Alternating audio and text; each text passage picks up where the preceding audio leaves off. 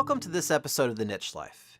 You know, the funny thing I've learned about life is that as children, we often already have the answers to what constitutes our niche life.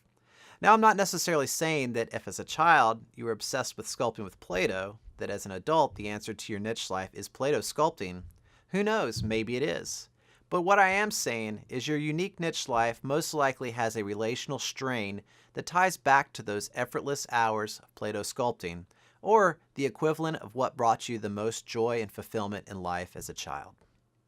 Unfortunately, as years roll by, these answers often fade from our lives and become overshadowed by our endless pursuit of what we believe will be life-validating success and acceptance by the outside world. When those achievements fall short, or we find ourselves unable to grasp the life-validating success we had envisioned, we become entrapped in grieving our way through what I call the discouragement emotions: shock, disbelief, denial, frustration, displaced anger, depression, sadness, hopelessness, low self-worth, ultimately rock bottom, and hopefully acceptance.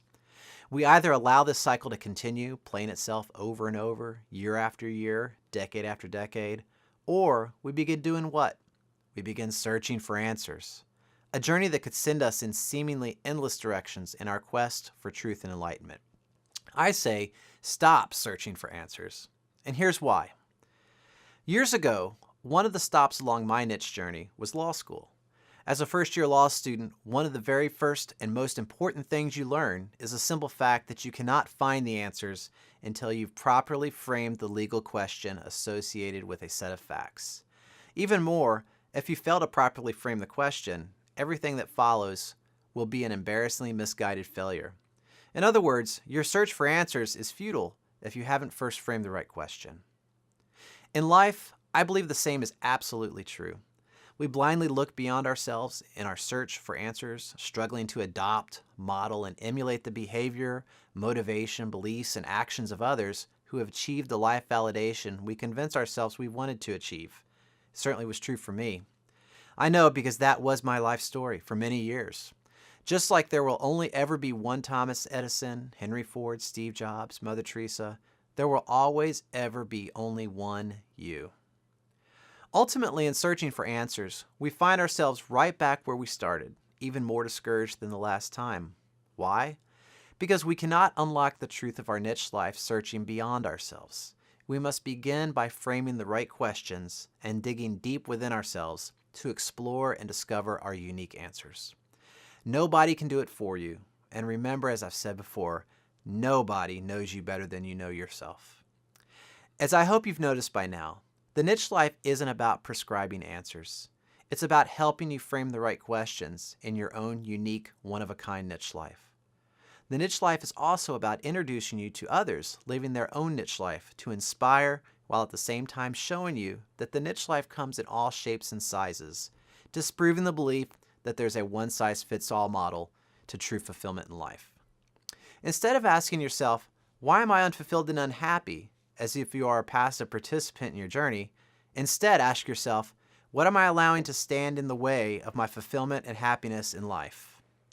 Happiness isn't somewhere outside of you, contained in the life of somebody else and external achievements. It's right there within you, and the truth is, it's been there all along, waiting to be uncovered once again. So here's your niche writing exercises for this episode. Question number 1. In what ways have I unsuccessfully searched for answers in life? Think about pathways you pursued that only turned into dead ends. Maybe it's a pathway you're on right now and have yet to concede it might be a dead end. Question number 2. What are the real questions I should be asking myself and digging for the answers within which will help unlock my niche life? Explore everything which has brought you genuine joy in life from childhood to present day, as well as those things which only seem to bring you misery. Be sure to write your response in your niche journal at the end of the episode. But before we go, I'd like to share with you yet another NitchTV short documentary, which I believe illustrates someone who has followed their own niche life. Angela Neff was fortunate to discover her niche life in high school while working part-time in a local bakery with a long storied history and tradition. Take a look and discover where her niche journey has led her since those high school days.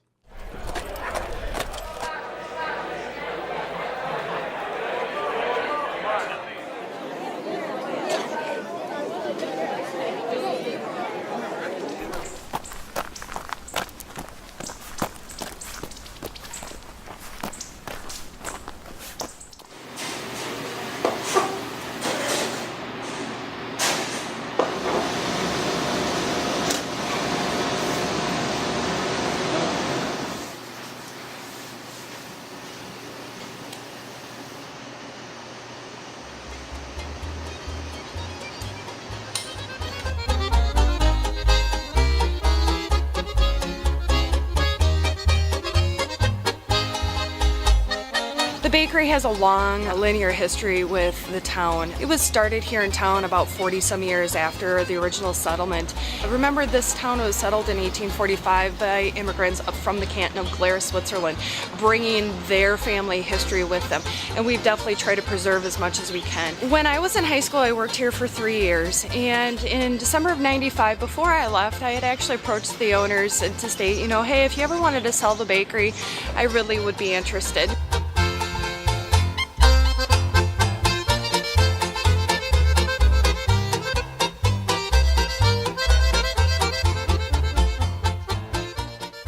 Like I say, we reopened September 1st, and it's been a blast ever since. The people who work for me are very talented and very artistic in their own way. When I see talent and technique, you know, you might be a construction worker, or you might be a teller at a bank, but if I see talent, you know, to bring on board and you have it, you know, that's where you can come work at the Glarus Bakery. In 1916, though, they actually built this building for the bakery. Over here is one of the oldest refrigerators in the state of Wisconsin. Percival is built in Des Moines, Wisconsin. But we actually store our yeast, our cheeses, our doughs in here. This is called a dumbwaiter, and it actually goes between the 3 levels. The 3 levels include the kitchen upstairs, the bakery main level here, and also well into the basement. I've been doing a lot of efficiency projects here at the bakery. We decided to put up solar panels. Our solar panels generate up to 9,900 kilowatt hours a year, and that allows us to save about 1 month's free utilities a year. I feel as long as we uphold our traditions and keep our quality strong and the products everybody expects, you know, we'll be here for another 100 years. We try not to mess with tradition.